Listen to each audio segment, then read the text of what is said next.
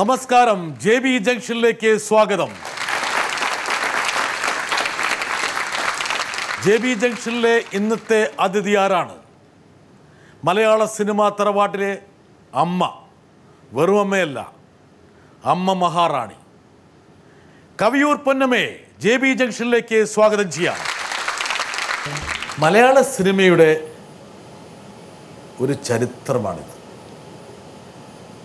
ഈ മുതൽ ഞങ്ങളുടെ ഒരു വലിയ ഒരു വിലപ്പെട്ട, ഞങ്ങളുടെ വലിയൊരു പ്രോപ്പർട്ടിയാണ്. മലയാള സിനിമയെ കാച്ചി കുറുക്കിയെടുത്താൽ അതിൻ്റെ പേര് കവിയൂർ പൊന്നമ്മ എന്ന് പറയും. മലയാള സിനിമയുടെ എല്ലാ താള വഴികളിലൂടെയും സഞ്ചരിച്ച് ഇപ്പോഴും നിറസാന്നിധ്യമായിട്ട് 2 മാസമായിട്ട് പടം ചെയ്യുന്നില്ല. മാത്തുക്കുട്ടി കഴിഞ്ഞിട്ട് പിന്നെ പടം ചെയ്തില്ല. മോളുണ്ട് അവിടെ. മോള് പറയണത് സിനിമ അഭിനയിക്കേണ്ട, ഒന്നിനും പോകണ്ട, മിണ്ടാണ്ട് ഇവിടെ ഇരുന്നാൽ മതി. ഒരുപാട് വർഷമായില്ലേ കിടന്ന് ഓടുന്നു, അപ്പോൾ ഇനി ഓടണ്ടെന്നാണ്. അഭിനയ രംഗത്തേക്ക് വന്നിട്ട് ഇപ്പോൾ ഒരു 6 പതിറ്റാണ്ടായിട്ടുണ്ടാവും അല്ലേ? അല്ല, 53 വർഷം. 53 വർഷം. പിള്ളേരൊക്കെ പേടിക്കും. നാടകവും അവരുടെയൊക്കെ അച്ഛനമ്മ. പക്ഷെ എന്നാലും ചേച്ചിക്കൊന്നും വയസ്സായിട്ടില്ല കേട്ടോ.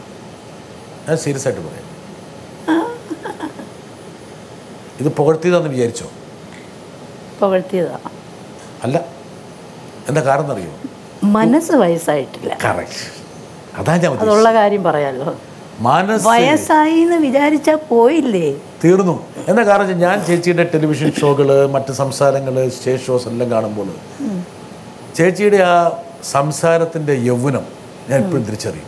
അതായത് ഇത്രത്തോളം ഒരു പോസിറ്റീവ് എനർജി, പ്രസരിപ്പ്. പിന്നെ 2 വാചകം പറഞ്ഞാൽ 1 വാചകം ചിരിയായിരിക്കും. എന്താ കാരണം, ഒരു വാചകം ചിരിയായിരിക്കും. അതായത് അത്രത്തോളം സന്തോഷം ചേച്ചിക്കുണ്ട്. സിനിമയിൽ അങ്ങനെയല്ല. സിനിമയിൽ കരയിപ്പിച്ച് കഷ്ടപ്പെടുത്തിയിട്ടുണ്ട് പണ്ടൊക്കെ, അങ്ങനെയുള്ള കഥാപാത്രങ്ങളല്ലേ കിട്ടിയത്. പക്ഷേ ജീവിതത്തിനെ അതിൻ്റേതായ സൗഭാഗ്യത്തോടെ കാണാൻ കഴിയുന്ന, അങ്ങനെ എല്ലാവർക്കും കാണാൻ കഴിയില്ല, വളരെ അപൂർവം പേർക്ക് പറ്റുള്ളൂ. അതിൽ ഒരാളാണ് ഞങ്ങളുടെ അമ്മ. ഞങ്ങളുടെ എല്ലാ അമ്മയായി. എന്താ കാരണം എന്ന് വെച്ചാൽ, ഈ സിനിമയിലെ അമ്മയായി കഴിഞ്ഞാൽ ഒരു ഗുണമുണ്ട്. അത് ആ അമ്മയെ പ്രേക്ഷകരും അമ്മയാക്കി മാറ്റും.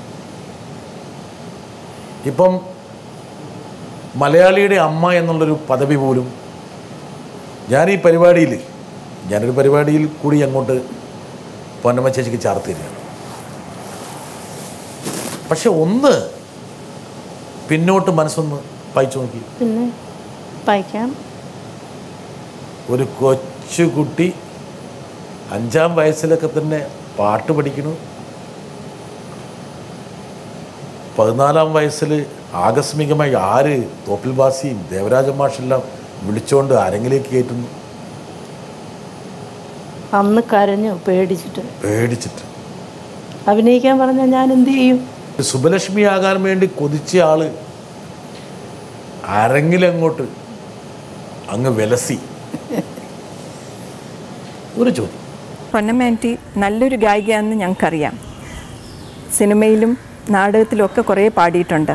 ഇപ്പം JB ജംഗ്ഷനിൽ ഞങ്ങൾക്ക് വേണ്ടി ഒരു ഗാനം ആലപിക്കാമോ? എനിക്കൊന്നും പറയാൻ പറ്റില്ല. ജലജ ചോദിച്ചു കഴിഞ്ഞാൽ പിന്നെ ഞാൻ എന്ത് പറയാൻ? ജലജയുടെ ഒരു ആഗ്രഹം, ചുമ്മാ ഒരു വരി, ഒറ്റ വരി മൂളിയാൽ മതി. ഉണ്ണിക്കണ്ണാവായോ, ഊഞ്ഞാലാടാൻ വായോ, അമ്മയ്ക്കു നീയൊരു മുത്തന്തായോ. മനോഹരമായിരിക്കണം. അത് വേണുചേട്ടൻ അങ്ങ് ചാഞ്ഞു. അതെ, ചുമലിലേക്ക്. ഇത് ഞാൻ പാടിയതാണെന്ന് വിചാരിക്കുന്നവരുണ്ട്. എന്താ കാരണം എന്ന് വെച്ചാൽ, ചേച്ചി പലപ്പോഴും ഈ പാട്ട് പാടാറുണ്ട്. എൻ്റെ ഫാൻസ് എന്ന് പറയുന്ന കൊച്ചു പിള്ളേരാണ്, കുഞ്ഞുങ്ങൾ. അപ്പോൾ എവിടെയെങ്കിലുമൊക്കെ ക്ഷേത്രങ്ങളിൽ അവിടെ ഇവിടെയൊക്കെ പോകുമല്ലോ വിളക്ക് കത്തിക്കാനൊക്കെ. അപ്പോൾ അവർ പറയും ഇത് പാടാൻ. അപ്പം അങ്ങനെയൊക്കെ ഞാൻ പാടാറുണ്ടെന്നല്ലാതെ, ഒന്നാമത് ഒരുപാട് നാളായി ഒന്ന് ഉറച്ച് പാടിയിട്ടോ, പ്രാക്ടീസ് ചെയ്തിട്ടോ. പിന്നെ ഇപ്പോൾ ഇച്ചിരി കഫക്കെട്ടും കാര്യങ്ങളും ഉണ്ട്. അപ്പോൾ അതുകൊണ്ട് ശ്രുതി പാടുക എന്ന് പറഞ്ഞാൽ അതൊരു വലിയ സംഭവമല്ലേ. അത് പാടില്ല. ചേച്ചി വളരെ ചെറുപ്രായത്തിലെ പാടിത്തുടങ്ങിയ ഒരാൾക്ക് പാട്ടിനോട് അങ്ങനെ അങ്ങോട്ട് അതെനിക്ക് തോന്നുന്നു സ്റ്റേജിലേക്ക് വന്നതിന് ശേഷമാണ് സംഗീതം ഇങ്ങനെ വഴിമാറിപ്പോയത്. എനിക്ക് തോന്നുന്നു ചേച്ചിക്ക് ഉണ്ടായിട്ടുള്ള അഭിനയത്തിൻ്റെ ആ തിരക്കിലും അതിൻ്റെ മിഴിവിലും സംഭവിച്ചു പോയത് സംഗീത ലോകത്ത് നിന്ന് അങ്ങ് പയ്യെ പിന്നിപ്പോയി. ചെറിയൊരു മനസ്താപം ഉണ്ടല്ലേ? തീർച്ചയായിട്ടും ഉണ്ട്. കാരണം MS സുബ്ബലക്ഷ്മിയെ പോലെ ഞാൻ കച്ചേരിക്ക് പോയിട്ടുണ്ട്. MS സുബ്ബലക്ഷ്മിയെ പോലെ ആ ഒരു സ്വർണ്ണ വിഗ്രഹം പോലെയാണല്ലോ ആ സ്ത്രീ. അതെ. പട്ട് സാരി, തല നിറയെ പൂവ്, വൈരക്കമ്മൽ, വൈര നെക്ലസ് ഒക്കെ തങ്ക വിഗ്രഹം, കോട്ടയം തിരുനക്കര മൈതാനത്ത്. അപ്പോൾ അച്ഛൻ ഇങ്ങനെ സംഗീതപ്രിയനാണ്. അതുമാത്രമല്ല എന്നെ കൊണ്ട് ഇങ്ങനെ ഓരോരോ സ്ഥലത്ത് വലിയ വലിയ ആൾക്കാരുടെ കച്ചേരി കേൾക്കാനായിട്ട് കൊണ്ടുപോകുമായിരുന്നു. അന്ന് മനസ്സിൽ തോന്നിയതാണ് MS സുബ്ബലക്ഷ്മിയെ പോലെ വലിയ ആളാണെന്ന് എനിക്ക്. ഞങ്ങൾക്കൊരു MS സുബ്ബലക്ഷ്മിയെ നഷ്ടപ്പെട്ടു. ദേവരാജൻ മാഷും തോപ്പിൽ ബാസിച്ചേട്ടനും കൂടി 14-ാം വയസ്സിൽ നാടക കളരിയിലേക്ക് പോകും. മൂലധനം ഒക്കെ അറിയാമല്ലേ? പിന്നെ പക്ഷെ കരഞ്ഞു, എനിക്കിത് വയ്യെന്ന്. ബാസേശൻ അപ്പം പറഞ്ഞത് എന്താണെന്നാണ്, എടി കൊച്ചേ, നീ വിചാരിക്കുന്ന മാതിരി ഇതൊന്നും മഹാസംഭവമൊന്നുമല്ല, ഞാൻ പറയുന്നത് നീ അങ്ങോട്ട് ചെയ്താൽ മതി എന്നാ പറഞ്ഞത്. ആദ്യം കയറി പ്രോംപ്റ്റിങ് വന്നു, ചെയ്ത് കഴിഞ്ഞപ്പോൾ ഇത് ഈസിയാന്ന് മനസ്സിലായി. ഞാനൊരു നല്ലൊരു അഭിനേത്രിയാണെന്നൊന്നും എനിക്കന്ന് തോന്നിയില്ല. രണ്ടാമത്തെ നാടകമായപ്പോഴത്തേന് ഒരു ദിവസം ദേവരാജനെയൊക്കെ ഒന്ന് ഭയങ്കര പേടിയാ കണ്ടാ പറയാം. എടി കൊച്ചേ കൊള്ളായിരുന്നു കേട്ടാ. ഫസ്റ്റ് സ്റ്റേജ് കയറി കഴിഞ്ഞപ്പോൾ എല്ലാവരും പറയുന്നത് പോലെയല്ല, ഞാൻ തിരിച്ചേ പറയുള്ളൂ. എനിക്ക് സിനിമയാണ് ഇഷ്ടം. ഇതൊരു ബാലപാഠം നാടക സ്റ്റേജ് എന്ന് പറയുന്നത്. എനിക്ക് സിനിമയിൽ വന്നതിന് ശേഷമാണ് അഭിനയിക്കണം അല്ലെ അഭിനയിക്കാൻ പഠിക്കണം എന്നൊക്കെ തോന്നിയിട്ടുള്ളത്. ഞാൻ ചേച്ചിക്കുള്ളതെന്ന് വെച്ചാൽ മലയാള സിനിമയിൽ ശോഭിച്ച ഒട്ടുമിക്ക ആൾക്കാരും ഈ പറഞ്ഞ നാടകത്തിൽ നിന്ന് വന്നവരാണ്. നാടകത്തിന്റെ ഒരു ശക്തി അവർ സിനിമയിൽ. അത് ശരിയാണ്. ഞാൻ ഒരു കളരി എന്ന് പറഞ്ഞല്ലോ, ബാലപാഠം ചെറിയ കളരി ആയിരുന്നില്ല. പ്രത്യേകിച്ച് O. മാധവൻ ചേട്ടൻ്റെ ഒക്കെ കാളിദാസ കലാകേന്ദ്രത്തിൽ ഡോക്ടർ അൾത്താര, ജനനി ജന്മഭൂമി അത് കണ്ടിട്ടാണ് ദേവരാജൻ മാസ്റ്റർ പറഞ്ഞത്, കൊള്ളായിരുന്നു കേട്ടോടി വെച്ചെന്ന് പറഞ്ഞത്. അങ്ങനെ പറയുള്ളൂ, കൂടുതലൊന്നും പറയില്ല. ഇല്ല അതൊന്നും പറയില്ല. ഇത്രയും തന്നെ വളരെ പിശുക്കി അല്ലേ? അത് കേട്ടപ്പോൾ ചേച്ചിക്ക് എന്ത് തോന്നി? ഭയങ്കര സന്തോഷം തോന്നി. ഒരു ഗുരുവിനെ പോലെ, ഗുരുവാണല്ലോ. അപ്പോൾ തൻ്റെ ജീവിതം ഇനി അഭിനയത്തിൻ്റെ ലോകത്തേക്കാണെന്ന് എപ്പോഴാണ് പരമ ചേച്ചി തിരിച്ചറിഞ്ഞത്? അന്നൊന്നും എനിക്ക് താല്പര്യം ഉണ്ടായിരുന്നില്ല സത്യം പറഞ്ഞ സിനിമ. എനിക്ക് നാടകവും സംഗീതമായിട്ട് ഇങ്ങനെ പോകണം എന്നുള്ളതായിരുന്നു. പിന്നെ കുടുംബിനി സിനിമ എൻ്റെ ഗുരുനാഥൻ കൂടിയായിരുന്നു, LPR വർമ്മ. അദ്ദേഹമാണ് മ്യൂസിക് ചെയ്തത്. അപ്പോൾ ഇങ്ങനെ അച്ഛനെ വിളിപ്പിച്ച് പറഞ്ഞു, അവൾക്ക് നല്ലൊരു വേഷം വന്നിട്ടുണ്ട്, അത് കളയരുത്, നാടകം എന്നൊക്കെ പറഞ്ഞിട്ട് ആ കൊച്ചിനെ കൊണ്ട് അത് ചെയ്യിക്കണം, നല്ല വേഷമാണ്, ടൈറ്റിൽ റോളാണ് എന്നൊക്കെ പറഞ്ഞിട്ട് അങ്ങനെ മനസ്സോടെ പോയതാണ്. പക്ഷെ അതിനു മുമ്പ് ഞാനൊന്ന് മോഹം കാണിച്ചിട്ടുണ്ട്. ശ്രീരാമ പട്ടാഭിഷേകം. അത് മണ്ടോദരി ആയിട്ടല്ലേ? അതന്നെ, രാവണന്റെ ഭാര്യ. അത് ഈ തങ്കപ്പ മാസ്റ്ററെ വിളിച്ചിട്ട് അന്ന് അങ്ങാരി ഞങ്ങളുടെ കാളിദാസ കലാകേന്ദ്രത്തിലുണ്ടായിരുന്നു, സിനിമയും ചെയ്യുന്നുണ്ടായിരുന്നു. അപ്പോൾ സുബ്രഹ്മണ്യ മുതലാളി ചോദിച്ചു പോലും ഇങ്ങനെ, അപ്പോൾ ഇങ്ങനെ കാണാൻ കൊള്ളാവുന്ന കൊച്ചു പിള്ളേർ വല്ലവരും ഉണ്ടോ ഇങ്ങനെ ഒരു വേഷം ചെയ്യാൻ. അങ്ങനെ വെറുതെ പോയതാ, പുള്ളി കാണാൻ വിളിപ്പിച്ചതാ. അപ്പോൾ ആ വേഷമൊക്കെ ഒന്ന് ഇട്ടിട്ട് വന്നാട്ടെ പൊന്നമ്മ എന്ന് പറഞ്ഞു. വേഷം ഇട്ടിട്ട് വന്നു, അത് ഷൂട്ട് ചെയ്തു. ഞാൻ പേടിക്കുമെന്ന് വിചാരിച്ചിട്ട് എന്നോടൊന്നും പറഞ്ഞില്ല. രാവണന്റെ സന്നിധിയിലേക്ക് ചെന്ന് ഇച്ചിരി അപ്പോൾ ഗ്ലിസറിനൊക്കെ അറിയാം സ്റ്റേജിൽ, ഇച്ചിരി ഗ്ലിസറിനൊക്കെ ഇട്ടിട്ട് ഇങ്ങോട്ട് നടന്നു വാ പൊന്നമ്മ എന്ന് പറഞ്ഞു. അങ്ങനെ നടന്നു വന്നാൽ അവർ ഷൂട്ട് ചെയ്തു. അങ്ങനെ മണ്ടോദരിയായി. സിനിമയിലേക്ക് സിനിമയിൽ അതൊരു വലിയ വേഷമൊന്നും ആയിരുന്നില്ല, ചെറിയ വേഷമായിരുന്നു. എങ്കിലും സിനിമയിൽ കാല് വെച്ചത് ക്യാമറയുടെ മുമ്പിൽ, മൂവി ക്യാമറയുടെ മുമ്പിൽ വന്നത് ഇതില്ല, ശ്രീരാമ. അതോട് കൂടിയിട്ട് സിനിമയിലെ ജൈത്രയാത്ര ചേച്ചി ആരംഭിച്ചു. കുടുംബിനി ഭർത്താവ്, ഓടയിൽ നിന്ന്, പ്രേം നസീറിന്റെ നായികയായിരുന്നു. പുഷ്പ അല്ലല്ല, എന്താണ് ആ പടത്തിന്റെ പേര് മറന്നുപോയല്ലോ. അയ്യോ, ഒരു വിജയാനന്ദ് എന്ന് പറഞ്ഞ ഒരാൾ. കൺമണികൾ. കൺമണി, ഇത് ഇവിടുന്ന് കിട്ടിയത് കൺമണികൾ. ചേച്ചിയുടെ ഓർമ്മ പോയാലും എനിക്ക് ഓർമ്മ പോകില്ല കേട്ടാ. എനിക്ക് കുട്ടിക്കാലത്തെയൊക്കെ നല്ല ഓർമ്മയാണ്. പിന്നെ ഇതിനെക്കുറിച്ച് അങ്ങനെ ആലോചിക്കാത്തതുകൊണ്ടായിരിക്കാം ഇടയ്ക്കുള്ള കാര്യങ്ങളൊക്കെ ചിലതിങ്ങനെ. പൊന്നമ്മൻ ചേച്ചിയുടെ ഒരു അമ്മയുണ്ടെന്നുള്ള കാര്യം സിനിമാ സംവിധായകന്മാർ വളരെ ചെറുപ്പത്തിലെ കണ്ടുപിടിച്ചു. അല്ല, അത് പറഞ്ഞിട്ടുണ്ട് എന്നോട്. അപ്പോൾ ഞാൻ ഈ കരച്ചിൽ ഒന്ന് മാറ്റി കിട്ടാൻ വേണ്ടി ശശികുമാർ സാറിനോട് പറഞ്ഞു, എനിക്ക് എന്തെങ്കിലും ഒന്ന് വെറൈറ്റി ആയിട്ടൊരു വേഷം അതങ്ങ് കയ്യിൽ വെച്ചാൽ മതി, നടക്കത്തില്ല. ഞാൻ ചോദിച്ചു, എന്താണ്? നിങ്ങളിൽ മാതൃത്വമാണ് കൂടുതലും, നിങ്ങളുടെ മുഖം കണ്ടാൽ അങ്ങനെയാ തോന്നുന്നത്. ചേച്ചി ഒരു വില്ലത്തിയായിട്ട് ഞങ്ങൾ സങ്കല്പിക്കാൻ പറ്റും. അഥവാ ഇനി വില്ലത്തരം വല്ല മനസ്സിൽ വന്നാൽ തന്നെയും ഞങ്ങൾ സമ്മതിക്കില്ല. എന്താ കാരണം? ചേച്ചിയുടെ മുഖം അമ്മ, മാതൃത്വം, സ്നേഹം ഉണ്ട്, മനസ്സ് നിറയെ ഉണ്ട്. വരട്ടെ, ഒരാൾ വരാൻ പൊന്നി വളരെ ചെറിയ പ്രായത്തിൽ തന്നെ അമ്മയായിട്ട് അഭിനയിക്കാൻ തുടങ്ങി. അത് ആരുടെ അമ്മ? തിക്കുറിശി, സത്യൻ, നസീർ, മധു, ഇവരെല്ലാം അമ്മയായിട്ട്. അപ്പോൾ നല്ല ഈ കറുത്ത മുടിയിൽ വെളുത്ത ചായം, അന്നൊക്കെ പൗഡറാണ് ഇടുന്നത് തലയിലൊക്കെ, ഒരുമാതിരി ഒരു ചായം പോലെ കലക്കിയൊക്കെ തലയിൽ തേക്കും, വിഗില്ലല്ലോ. അപ്പോൾ പൊന്നിക്ക് എന്തെങ്കിലും തോന്നിയിട്ടുണ്ടോ, അയ്യോ ഈ ഇങ്ങനെയൊക്കെ ചെയ്യേണ്ടി വന്നല്ലോ, ഈ പ്രായത്തിൽ എനിക്ക് പറ്റിയ ക്യാരക്ടറല്ലല്ലോ തന്നിരിക്കുന്നത് എന്നെന്തെങ്കിലും തോന്നിയിട്ടുണ്ടോ? ഒരിക്കലും ഇല്ല. എനിക്ക് അമ്മ വേഷം ചെയ്യുന്നത് ഞാനതൊരു ക്രെഡിറ്റായിട്ട് എടുത്തു. തൊമ്മൻ്റെ മക്കൾ 19 വയസ്സിൽ അല്ലല്ല, 22 വയസ്സുണ്ടാവും. സത്യൻ്റെയും മധുൻ്റെയും. അതന്നെ. അപ്പോൾ എൻ്റെ അടുത്ത് ശശികുമാർ സാർ പറഞ്ഞു, പൊന്നമ്മച്ചി എന്നാണ് എന്നെ വിളിക്കുന്നത്, പൊന്നമ്മച്ചി അത് ചെയ്യണ്ട. ഞാൻ ചോദിച്ചെന്തേ? ഓ, ഇവരുടെ രണ്ടുപേരുടെയും അമ്മയായിട്ട്. ഞാൻ ഒരു കുഴപ്പമില്ല, എനിക്ക് ചെയ്യാൻ താല്പര്യമാണ്.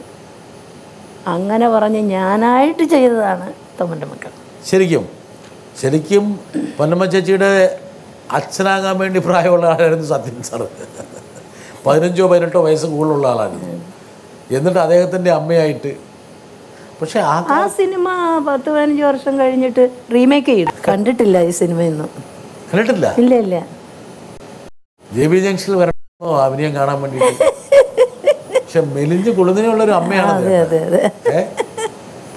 ശബ്ദം മാറിയിട്ടില്ല അല്ലേ? ശബ്ദം മാറിയിട്ടില്ല. പക്ഷെ മുഖത്തിന്റെ ആ ഭാവത്തിനൊന്നും വലിയ മാറ്റമില്ല. ഇല്ല. കുറച്ച് തടി വെച്ചൊന്നുമില്ലേ ഉള്ളൂ, വലിയ തടിയൊന്നുമില്ല കേട്ടോ. ആരെ പറഞ്ഞ തടിയുണ്ടെന്ന്? ഇപ്പം ഞാൻ കോയമ്പത്തൂർ പോയി ഒരു ചെറിയ കുഴിച്ചിലൊക്കെ നടത്തിയിട്ട് വന്നത്. അതാണ് അപ്പം സൗന്ദര്യം കൂടിയത് പെട്ടെന്ന്. 84 കിലോയിൽ നിന്ന് 80 കിലോ ആയി. 4 കിലോ കുറഞ്ഞു, ഞാൻ അറിയാതെ. ഇത് മെയിൻറ്റെയിൻ ചെയ്താൽ ഒരു 60-ലേക്ക് എത്തും. 69 ആയിട്ടുണ്ട്. 69-ലേക്ക് വരട്ടെ. എന്തിനാത് പിന്നെ ഇനിയും വേണ്ടാന്ന് വെക്കുന്നത്?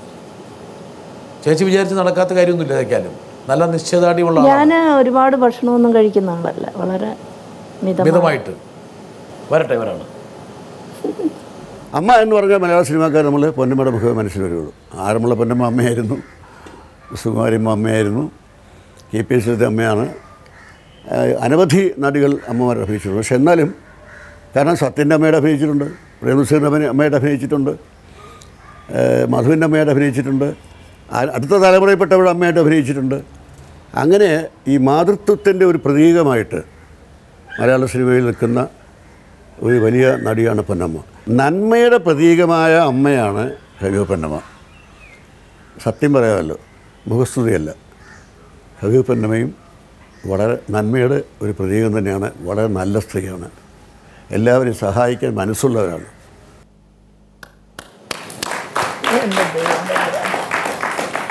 JB ജംഗ്ഷനിൽ നേരത്തെ വരേണ്ടതായിരുന്നു, ഇപ്പം തോന്നിയില്ലേ? ഇത്രയും ഞാൻ നല്ല എല്ലാവരോടും അങ്ങനെ തന്നെയാണ് പറഞ്ഞത്. പക്ഷേ ഇത് പൊതുജനത്തോടാണ് അദ്ദേഹം പറഞ്ഞിരിക്കുന്നത്.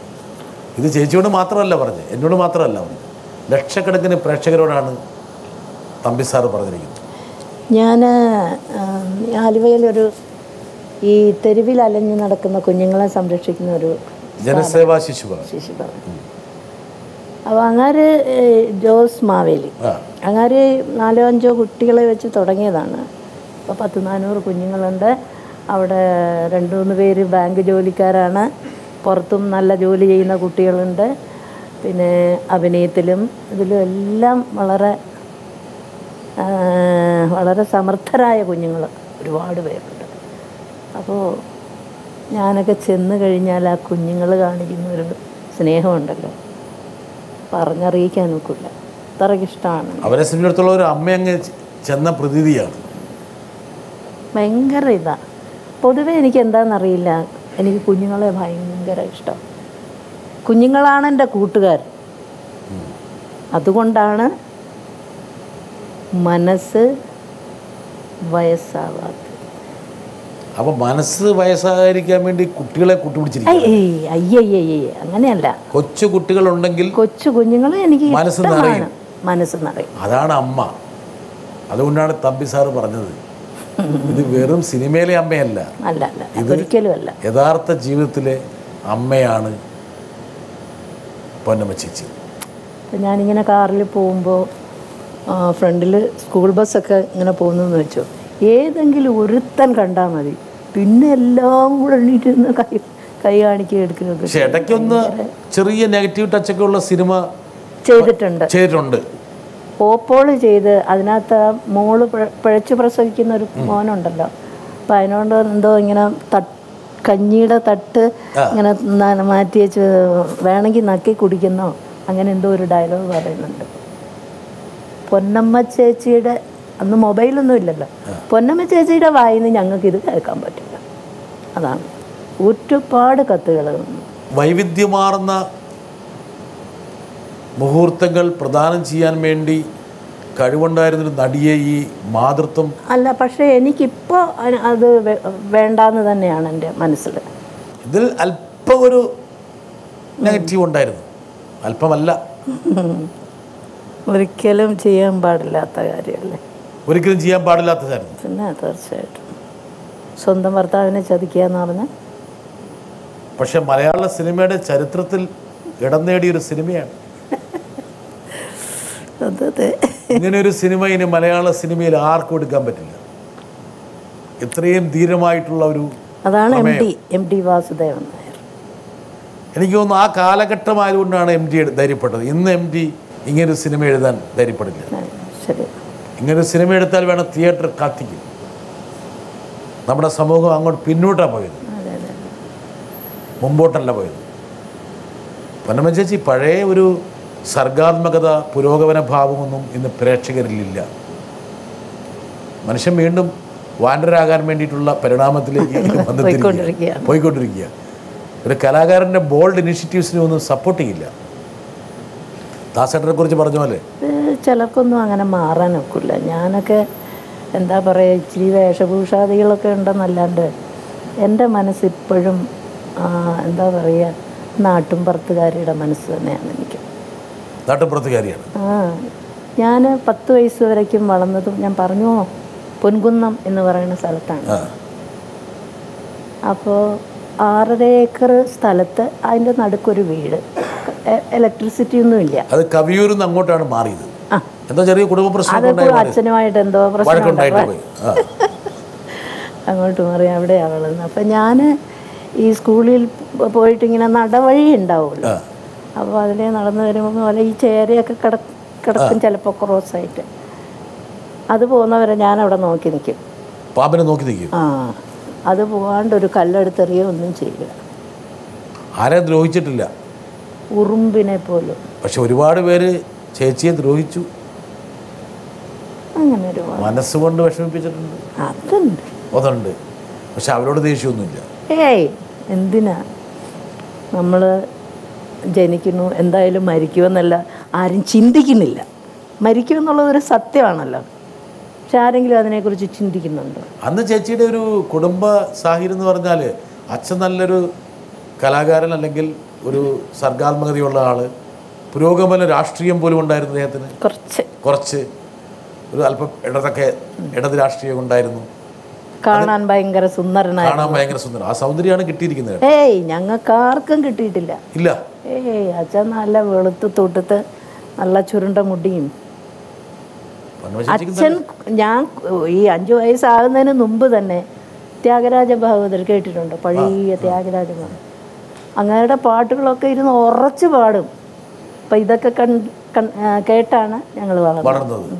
പൊൻകുന്നം കഴിഞ്ഞ ശേഷം പിന്നെ ചങ്ങനാശ്ശേരിക്ക് പോയി LPRന്റെ കൂടെ സംഗീതം പഠിക്കാൻ വേണ്ടി. ചേച്ചിയെ സംഗീതം പഠിപ്പിക്കാൻ വേണ്ടിയായിരിക്കാം ഒരു പക്ഷെ അങ്ങോട്ട് മാറിയത്. അതെ അല്ലേ? ചങ്ങനാശ്ശേരി പക്ഷേ ഇപ്പോഴും എന്തോ ഒരു സാധനം മനസ്സിൽ അവശേഷിപ്പിച്ചിട്ടുണ്ട്. സത്യമായിട്ടും എനിക്ക് ഓർമ്മയില്ല. പറഞ്ഞു. ഞാൻ പറഞ്ഞത് എന്തായാലും സത്യമല്ലേ ഇവിടെ പറയുള്ളൂ. അത്രയേ ഉള്ളൂ. എല്ലാവരും കേട്ടതാണല്ലോ. ചങ്ങനാശ്ശേരിയിൽ നിന്ന് വീട് മാറുകയാണുള്ളത്. വാടക വീടായിരുന്നു അല്ലേ? അതെ. അരങ്ങേറ്റത്തിനായിട്ട് മാറുന്നതിൻ്റെ തലേദിവസവും അതിന് 2 ദിവസം മുമ്പോ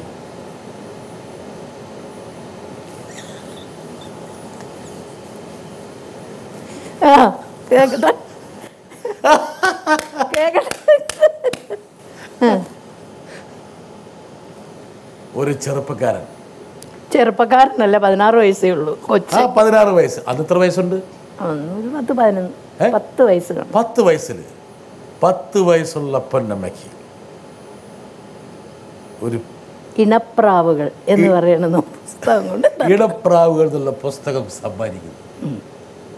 ശരിയാ. പൊതിഞ്ഞാ കൊണ്ട് തന്നത്. അപ്പോൾ അച്ഛനുണ്ടല്ലോ, അച്ഛൻ കൊന്ന് ഓടി അകത്ത് വന്നത്. ഞാനിങ്ങനെ വേഗം മറിച്ച് നോക്കിയപ്പോൾ 4 വരികൾ അണ്ടർലൈൻ ചെയ്തിട്ടുണ്ട്. എന്തൊക്കെയാണ് ആ വരികൾ? ഓർമ്മയില്ല, സത്യമായിട്ട് ഓർമ്മയുണ്ട്. കാണപ്പെടാത്തതാം ആകാശവീതിയിൽ കാണപ്പെടാത്ത ആകാശവീതി. 4 വരികൾ സത്യമായിട്ടും എനിക്ക് ഓർമ്മ വരുന്നു. ആ വരികൾ ഇടയ്ക്ക് ഉപയോഗിക്കാറുണ്ടെന്ന് എനിക്കറിയാം. ഇല്ല, 4 വരികൾ ഓർമ്മയുണ്ട്. അമ്മയാണ് ഇല്ല. ഓക്കെ, ശരി, വിട്ടു. എന്നാലും ഒരു വരി ഓർമ്മയുണ്ടല്ലോ. ആ ചെറുപ്പക്കാരൻ്റെ മുഖം ഓർമ്മയുണ്ട്? അപ്പോൾ ഇല്ലില്ല, ഞാൻ ഓടി ഇത് കണ്ടത്, ഞാൻ ഓടി പുറത്തേക്ക് വന്നപ്പോൾ ആള് പോയി. അപ്പോൾ പിന്നീട് കാണാൻ ഒരു വ്യക്തിയാണ്, ഒരിക്കലും കണ്ടിട്ടില്ല. ഇപ്പോഴും കാണാൻ ആഗ്രഹമുണ്ട്? ഉണ്ടാവില്ല. ഇപ്പം ഉണ്ട്. എന്തിനാ ഇങ്ങനെ വലിയ വളച്ചുകെട്ടി പറഞ്ഞ? ചിലപ്പോൾ ഉണ്ടെന്നൊക്കെ പറഞ്ഞാൽ പോരാ. നേരെ മലയാളം അറിഞ്ഞൂടാ. അറിയില്ല. ഞാൻ എൻ്റെ അമ്മയെക്കുറിച്ച് മരിച്ചു നിൽക്കുന്നു. ഒരിക്കലും ഞാൻ ലോകത്ത് ഞാൻ കാണാൻ ആഗ്രഹമുണ്ടോ എന്ന് ചോദിച്ചപ്പോൾ എൻ്റെ ഈ അമ്മ പറഞ്ഞ മറുപടി ഉണ്ടാകും ചിലപ്പോൾ. അപ്പം ഞാനതിനെ ചുരുക്കി, അധികം സമയമില്ലാത്തതുകൊണ്ട് ചുരുക്കി. അതിൻ്റെ മലയാളം ഉണ്ട്. ഞങ്ങൾ തേടി പിടിക്കട്ടെ ആളെ. തേടി പിടിച്ചാൽ എനിക്ക് എന്ത് സമ്മാനം തരും? പറ. എന്ത് ചോദിച്ചാലും തരും. ഇത് ചെറിയ കാര്യമല്ല, ഒന്ന് കൈയടിച്ചു കൊടുക്ക്. ഒന്ന് കണ്ടാൽ മതി. അന്നത്തെ ആ കൊച്ച് ആ 11ാം വയസ്സിൽ 16ാം വയസ്സുകാരനായി വന്ന് ഇണപ്രാവുകൾ എന്ന് പറഞ്ഞ ആ പുസ്തകം സമ്മാനിച്ച് പ്രണയത്തിൻ്റെ ആദ്യത്തെ ഒരു സമ്മാനപ്പൊതി നൽകിയ ആ ചെറുപ്പക്കാരനിപ്പോൾ വയസ്സ് 70, 72.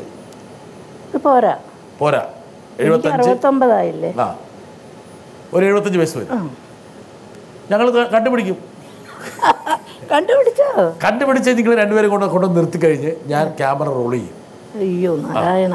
അപ്പൊ എന്തായിരിക്കും പ്രശ്നം? ഇനി നഖം വെച്ചിട്ട് വിരൽ വെച്ചിട്ട് അവിടെ എഴുതുകയും ചെയ്യരുത്. അയ്യോ പിന്നെ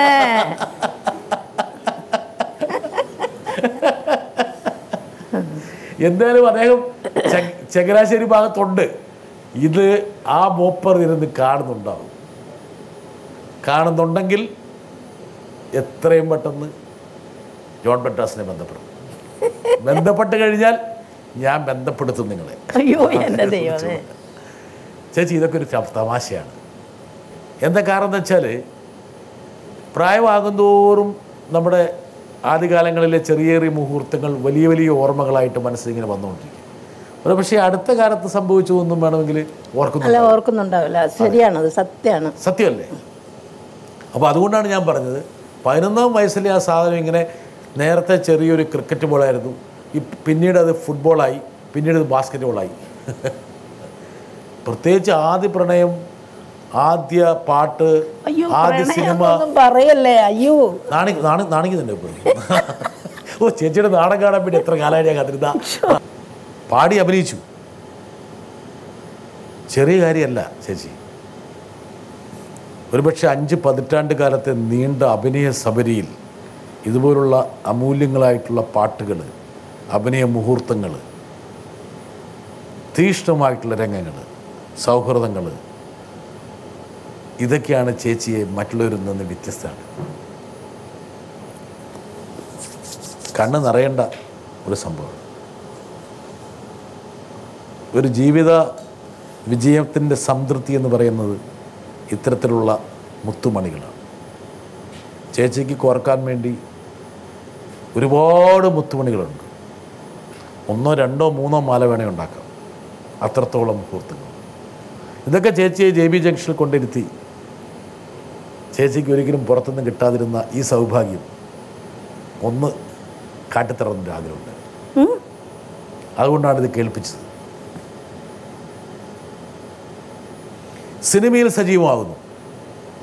ഈ പാട്ടുകളൊക്കെ മറന്നു, നാടക കളരി മറന്നു, കാളിദാസ കലാകേന്ദ്രം പോയി സിനിമയിൽ തിളങ്ങി തുടങ്ങി. ഒന്നിനു പിറകെ ഒന്നായി സിനിമകൾ. അങ്ങനെ സിനിമാക്കാരിയായി. ഞാൻ സിനിമാക്കാരിയല്ല, അത് അവിടെ തന്നെ ആ ക്യാമറയുടെ മുമ്പിൽ മാത്രമേ ഞാൻ സിനിമാക്കാരിയാവൂ. ആ സമയത്ത് സിനിമാക്കാരി, അത്രയേ ഉള്ളൂ. അത് കഴിഞ്ഞാൽ പിന്നെ കവിയൂർ, തനി നാട്ടുകാരി, പൊൻകുന്നം, കവിയൂര്, ചങ്ങനാശ്ശേരി, തനി നാട്ടുംപുറത്തുകാരിയാണ്. ഇപ്പോഴും അതെ, വീട്ടിലും അതെ, ഇപ്പോഴും വീട്ടിലങ്ങനെ തന്നെയാണ്. ശശികുമാർ സാറിലെ പിന്നെ വില്ലത്തിയാക്കാൻ പറ്റില്ല എന്ന് പറഞ്ഞു. പക്ഷേ പിന്നീട് ചില ആൾക്കാർ, ഞാൻ നേരത്തെ നിർമ്മാല്യം പോലുള്ള സിനിമകൾ കാണിച്ചു, അവിടെയൊക്കെ വില്ലത്തിയായി. പക്ഷേ അതിൻ്റെ മിഴിവിനെക്കുറിച്ചും മികവിനെക്കുറിച്ചൊക്കെ അഭിപ്രായമുള്ള ആൾക്കാരുണ്ട്. ഒരാളെ ഞാൻ കൊണ്ടുവരാം, നോക്കട്ടെ ആരാന്ന്. ചേച്ചി നെഗറ്റീവ് റോൾസ് കൈകാര്യം ചെയ്താൽ അത് പ്രേക്ഷകർ അത്ര താല്പര്യത്തോടെ സ്വീകരിക്കാറില്ല. അല്പോ നെഗറ്റീവ് ഷെയ്ഡോടെ കരിനിഴൽ എന്ന ചിത്രത്തിൽ ചേച്ചി ഒരു വേഷം കൈകാര്യം ചെയ്തിട്ടുണ്ട് എന്നാണ് എൻ്റെ ഓർമ്മ. എൻ്റെ ഓർമ്മ ശരിയാണെങ്കിൽ ആ വേഷം അഭിനയിച്ചപ്പോൾ ചേച്ചിക്ക് മനസ്സിലുണ്ടായ വികാരം എന്താണ്, പ്രേക്ഷകർ എന്താണ് അതിനെക്കുറിച്ച് പറഞ്ഞത്? അത്തരം വേഷങ്ങൾ ഇനി വന്നാൽ സ്വീകരിക്കുമോ? കരിനിഴൽ ഓർമ്മയുണ്ടോ? എന്തായിരുന്നു വേഷം? ഒരു ഭയങ്കര മോഡേൺ ആയിട്ടുള്ളൊരു സ്ലീവ്ലെസ്സും, അതെനിക്ക് ഒട്ടും താല്പര്യമില്ലാതെ ചെയ്തതാണ്. സ്ലീവ്ലെസ്, മറ്റേ ഹൈ ഹീൽഡ് ചെരുപ്പ്, പിന്നെ കയ്യിലൊരു വാനിറ്റി ബാഗ് ഉണ്ടായിരുന്നു. ഇങ്ങനെ കറക്കി അല്ലേ? അപ്പം അന്ന് സത്യമാഷ് തന്നെ പറഞ്ഞു, തനിക്ക് ഇഷ്ടമില്ലെങ്കിൽ പിന്നെ താൻ എന്തിനാടോ ഇത് ചെയ്തേ എന്നൊക്കെ ചോദിച്ചു. പുള്ളിയാളെ അങ്ങ് വെട്ടി തുറന്ന് പറയും, ഒന്നും വെക്കില്ല. സെറ്റിൽ എല്ലാവർക്കും ഭയങ്കര പേടിയായിരുന്നു. ഒരു പഴയ വൈറ്റ് ഫിയറ്റ്, അതിൽ വന്ന് നിന്ന് ഡോർ അങ്ങോട്ട് തുറന്ന് ഒരു കാല് താഴത്ത് വെച്ച് നമ്മെ കൈ വെച്ചൊരു നോട്ടമുണ്ട്. പിള്ളേരൊക്കെ പേടിച്ച് അങ്ങോട്ടും ഇങ്ങോട്ടും ഒക്കെ. പക്ഷേ ഭയങ്കര സ്നേഹവും നന്മയുള്ള മനുഷ്യനായിരുന്നു. പക്ഷെ പുള്ളിയൊന്നും പുറത്തേക്ക് കാണിക്കാൻ അറിയില്ല, സ്നേഹം പുറത്തേക്ക് അറിയില്ല. കാണുന്നവർക്കും തോന്നും, ഇയാളൊരു മുരടനാണല്ലോ. പുള്ളി ഒരു പോലീസുകാരായിരുന്നു. അപ്പോൾ അതിൻ്റെ എല്ലാ സ്വഭാവവും പുറത്തെടുത്ത് കാണിച്ചു. പക്ഷെ ഉള്ളില് പട്ടുപുറത്ത് മനുഷ്യനായിരുന്നു, പാവമായിരുന്നു. നല്ല സത്യമാഷ് പറഞ്ഞു, എന്തിനാണ് പൊന്നമ്മ ഈ പണിക്ക് പോയത്? നിങ്ങൾക്ക് ഇഷ്ടമല്ലെങ്കിൽ വേണ്ടായിരുന്നല്ലോ. അപ്പോൾ തോന്നിയോ വെറുതെ എന്തിനാണ് ഈ റോൾ ചെയ്തത്? തീർച്ചയായിട്ടും, അല്ലെങ്കിൽ എനിക്ക് അത് ആ റോള് ഒട്ടും ഇഷ്ടമില്ലാണ്ട് ചെയ്തത്.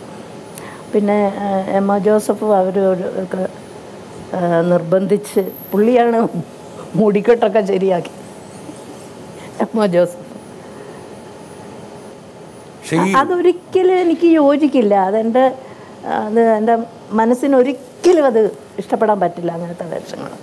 അപ്പോൾ ഒരുപക്ഷെ അങ്ങനത്തെ ഒരുപാട് വേഷങ്ങൾ ചേച്ചി തിരസ്കരിച്ചിട്ടുണ്ടാവും, വേണ്ടാന്ന് പറഞ്ഞിട്ടുണ്ടാവും അല്ലേ? ഒരുപാട് പേര് സമീപിച്ചിട്ടുണ്ടാവില്ല പല വേഷത്തിനും, വേണ്ടാന്ന് പറഞ്ഞു. ഒരു സിനിമാ നടി എന്നതിലുപരിയായിട്ടൊരു സഹോദരിയെ പോലെ ആയിരുന്നു എനിക്കന്ന് കവിയൂർ പൊന്നമ്മ. ചിത്രമേള നിർമ്മിച്ച് TS മുത്തയ്യ സാറാണ്, പ്രശസ്ത നടൻ. അപ്പോൾ മുത്തയ്യ സാറിൻ്റെ വീട്ടിൽ നിന്നാണ് ഞാൻ പ്രേംനസീർ താമസിക്കുന്നത്, നസീർ സാർ താമസിക്കുന്നത്. അപ്പോൾ അവിടെ ചിത്രമേളയുടെ ഡിസ്കഷൻ നടക്കുമ്പോൾ ഈ മണിസ്വാമി എന്ന MK വെങ്കടാദ്രി, അതായത് കവിയൂർ പൊന്നമ്മയുടെ ഭർത്താവ്, മുത്തയ്യ സാറിൻ്റെ ഒരു അടുത്ത സുഹൃത്തായിട്ട് എപ്പോഴും ഡിസ്കഷനിൽ കൂടെ ഇരിക്കുമായിരുന്നു. അങ്ങനെ ഞങ്ങൾ സുഹൃത്തുക്കളായി. അങ്ങനെ ആ സൗഹൃദത്തിലൂടെ ഞാൻ മണിസ്വാമിയും പൊന്നമ്മയും താമസിക്കുന്ന വീട്ടിൽ പതിവായി പോകാറുണ്ടായിരുന്നു. ഞാനും പൊന്നമ്മയും തമ്മിലുള്ള ബന്ധം അനുസ്യൂതം തുടർന്നു വന്നു. എൻ്റെ പല പടങ്ങളിലും പൊന്നമ്മ അഭിനയിച്ചു. ഞാൻ നിർമ്മിച്ച പടങ്ങളിലും സംവിധാനിച്ച പടങ്ങളിലും. പഴയ കാലത്തെക്കുറിച്ച് തമ്പിസാറ് നല്ല ഓർമ്മയാണ്. ഒരു സഹോദരിയായിട്ട് തമ്പിസാറ് പൊന്നമ്മ ചേച്ചി തീർച്ചയായിട്ടും എന്നോട് വലിയ കാര്യമായിരുന്നു. ഇതൊക്കെ ഇവിടെ നിന്ന് കിട്ടി? ഇതാരാന്നറിയോ? ഇല്ല.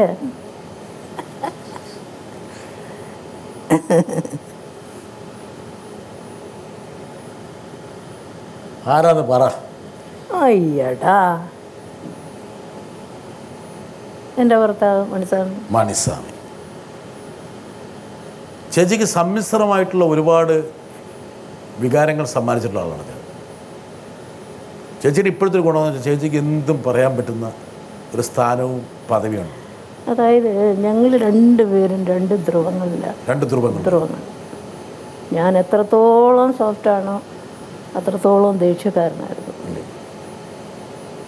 എന്നോട് സത്യം പറഞ്ഞാൽ സ്നേഹമായിട്ട് പെരുമാറിയിട്ടേയില്ല ഒരു പ്രാവശ്യം പോലും, ഒരിക്കലും. പക്ഷേ എൻ്റെ അടുത്ത് കിടന്നാണ് മരിച്ചത് കേട്ടോ. പുള്ളി ഒറ്റയ്ക്ക് താമസിക്കായിരുന്നു ഗുരു. ഞാനത്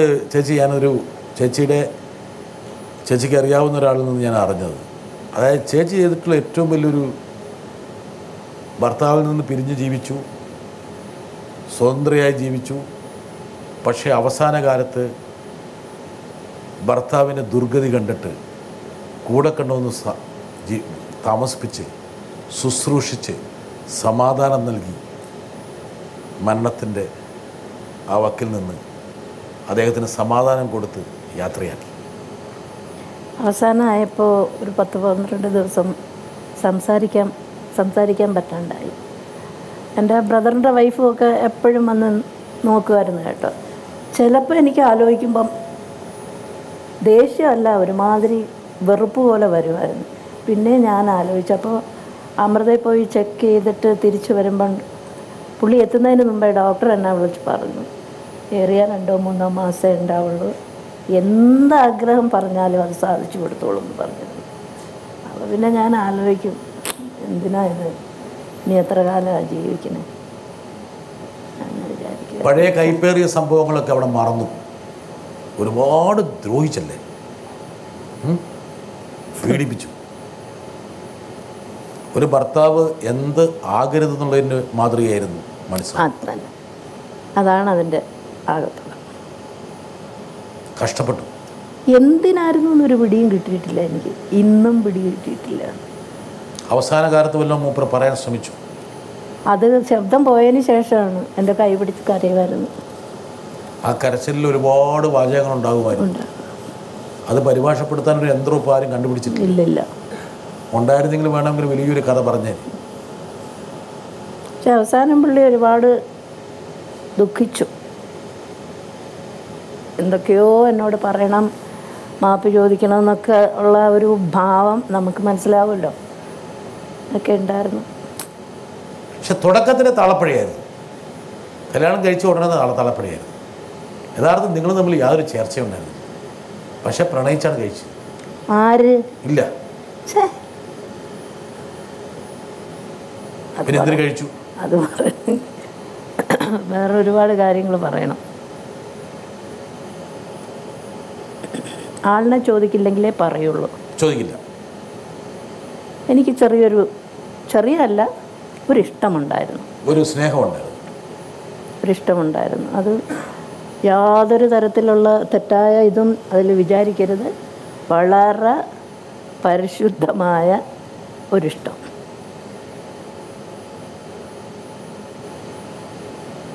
കല്യാണം കഴിച്ചേനെ, പക്ഷേ എന്നോട് മതം മാറണമെന്ന് പറഞ്ഞു. അപ്പോൾ എനിക്ക് താഴെ പെൺകുട്ടികളൊക്കെ ഉണ്ട്, അവിടെ ആൺകുട്ടികൾ മാത്രമേ ഉള്ളൂ. അപ്പോൾ അച്ഛനോടൊക്കെ പോയി സംസാരിച്ച് വന്നിട്ട് എൻ്റെ അടുത്ത് പറഞ്ഞു, ഇങ്ങനെ അച്ഛൻ പറയുന്നുണ്ട് മതം മാറണമെന്ന് പറഞ്ഞു. അത് മാത്രം നടക്കില്ല എന്ന് പറഞ്ഞു. മതമൊന്നും ജാതി അന്വേഷിച്ചിട്ടല്ലല്ലോ ഇഷ്ടപ്പെട്ട്. അപ്പോൾ അത് നടക്കില്ല. എനിക്ക് സഹോദരിമാരുണ്ട്, ഞാൻ എൻ്റെ കുടുംബമൊക്കെ നോക്കിക്കൊണ്ടിരുന്നു. അപ്പോൾ എനിക്ക് എൻ്റെ കുടുംബം നോക്കണം, അത് നടക്കില്ല. അങ്ങനെ അത് ഒഴിവായ സമയം പുള്ളി എന്നോട് നേരിട്ട് വന്ന് ചോദിക്കുക ചെയ്ത്. റോസി എന്നുള്ള സിനിമയുടെ നിർമ്മാതാവ്. അപ്പോൾ ഞാൻ അന്ന് വിചാരിച്ചത് ബ്രാഹ്മണനാണ്, സാത്വികനായിരിക്കും, പഠിച്ചവനാണ്, എൻ്റെ കുടുംബം രക്ഷപ്പെടും എന്നൊക്കെ വിചാരിച്ചു. എല്ലാം തകിടം മറിഞ്ഞ് നേരെ ഓപ്പോസിറ്റായി. ചേച്ചി അഭിനയിച്ചുകൊണ്ടിരുന്ന സിനിമയുടെ നിർമ്മാതാവായിരുന്നു. സ്വാഭാവികമായിട്ടും നമ്മളെപ്പോലുള്ള പ്രേക്ഷകർ ചിന്തിക്കുക, അല്ലെങ്കിൽ സിനിമാ ആസ്വാദകർ ചിന്തിക്കുക, സിനിമയുടെ നിർമ്മാതാവുമായിട്ട് ആ സിനിമയിലെ നടി ഒരു പ്രണയത്തിലേർപ്പെട്ടു. പക്ഷേ ചേച്ചി പറഞ്ഞ വളരെ വ്യക്തമാണ്, അതായത് ഒരു പ്രണയം അവസാനിച്ചതിൻ്റെ പഴയ TS മുത്തയ്യ കേട്ടിട്ടുണ്ടോ? TS മുത്തയ്യ അദ്ദേഹം എന്നോട് വന്ന് പറഞ്ഞിട്ടുണ്ട്, കാത്താലെ വന്ന, തമിഴ് മനസ്സിലാവോ? കാത്താലെ വന്ന ഒരു ഗുഡ് മോർണിംഗ് ചൊല്ലക്കൂടാതെ അവനക്ക് അന്താള് പ്രൊഡ്യൂസർ അല്ലവാ, ഏതാണ് പേശൻ എന്നൊക്കെ പറയേണ്ടത്. നീ ഒരു ഗുഡ് മോർണിംഗ് പറഞ്ഞുകൂടെ, നിനക്ക് എന്തെങ്കിലും ഒന്ന് അയാളോട് സംസാരിച്ചുകൂടെ എന്ന് ചോദിച്ചിട്ടുണ്ട്. ഞാൻ അത്ര പോലും മൈൻഡ് ചെയ്യാതിരുന്നൊരു വ്യക്തിയാണ്.